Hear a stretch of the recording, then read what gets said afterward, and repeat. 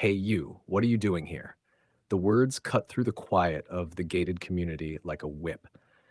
Lucas Anderson froze on the sidewalk, his backpack slung over one shoulder, sweat still clinging to his temples from basketball practice.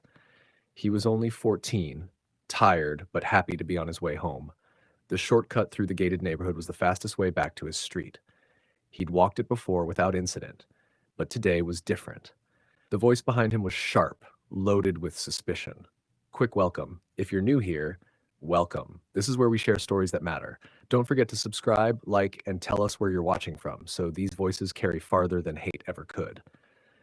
Lucas turned just in time to see Officer Bradley stomping toward him, hand already on the canister at his hip.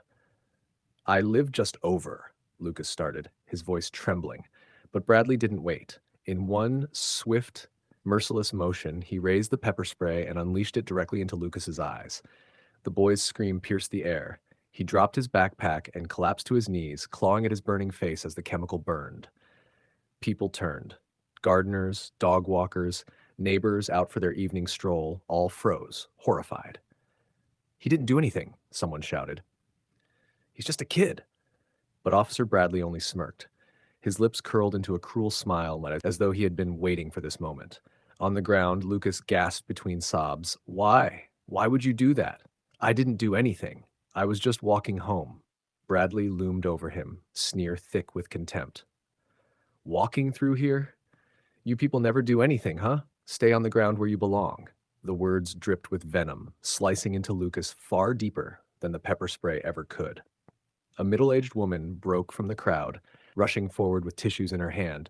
"Stop this! Let me help him!" But Bradley shoved his arm out, blocking her. "Back off. This thug needs to learn a lesson." The woman flinched, stepping back in shock as Bradley laughed. He looked around at the gathering crowd, his chest puffed out with pride. "Record it if you want," he barked, his voice full of smug arrogance. "This is what happens when you disrespect authority. I'll write him up as a criminal. Kid like this? His life's over before it even started."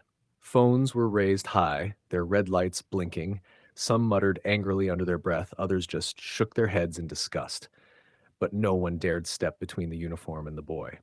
Among them, one man's eyes widened. He recognized the boy. He'd seen him before, at community events, at the grocery store, even riding in the back of a black government SUV. That was Agent Carter's son. Without wasting a second, the witness stepped aside, dialing a number he knew would connect directly to Lucas's father. "Sir," the man whispered urgently into the phone, "it's your boy. He's in trouble. You need to come now." Minutes later, the sound that changed everything filled the street. The low growl of an engine, tires crunching against the pavement, a sleek black SUV rolled to a stop just feet away. The driver's door swung open. Out stepped a tall black man, broad-shouldered, his stride deliberate and unyielding. Sunlight glinted off the FBI badge pinned to his chest, the gold shining like a weapon. The crowd parted instinctively. Agent Carter's voice carried like thunder. "Step away from my son, now." Bradley's smirk dissolved instantly. His face drained of color, his bravado shattered. He stuttered, his voice suddenly fragile. I didn't know." But it was too late. Lucas scrambled blindly into his father's arms, clinging to him, sobbing against his chest. The FBI agent held him tight, one hand gently cradling the back of his son's head, the other clenched into a fist he forced himself not to use. His voice was low, but laced with fury. "You just assaulted an innocent child. Not just any child, my child." Bradley swallowed hard, his knees trembling. The smirk that once lit his face was gone, replaced by pure dread. From the SUV's passenger side, another FBI agent stepped out, his suit crisp, his eyes hard. Carter gave him a single nod. In an instant, Bradley's arms were twisted behind his back. The metallic click of handcuffs echoed like a gavel striking judgment. The crowd gasped. Phones zoomed in. The same people who had stayed frozen moments ago now whispered in awe as the arrogant officer was forced against the hood of his own cruiser. Carter stepped closer, his voice steady but dangerous. "You swore an oath to protect. Instead, you humiliated, mocked, and attacked my son for nothing more than the color of his skin." Bradley struggled, his words tripping over themselves. I was just doing my job." "Your job?" Carter snapped, his voice booming across the gated street. "Your job is to terrorize children? To call my boy a thug while he was walking home? He leaned closer, his eyes locked on the trembling officer. You looked my son in the eye and told him he belonged on the ground. Well, hear me now. You're finished. The partner dragged Bradley backward, the cuffs cutting into his wrists. The officer's pleas fell flat against the heavy silence of the crowd. Midway call to action. If stories like this matter to you, take a second to subscribe, like, and drop your location in the comments. We want to know how far these voices travel.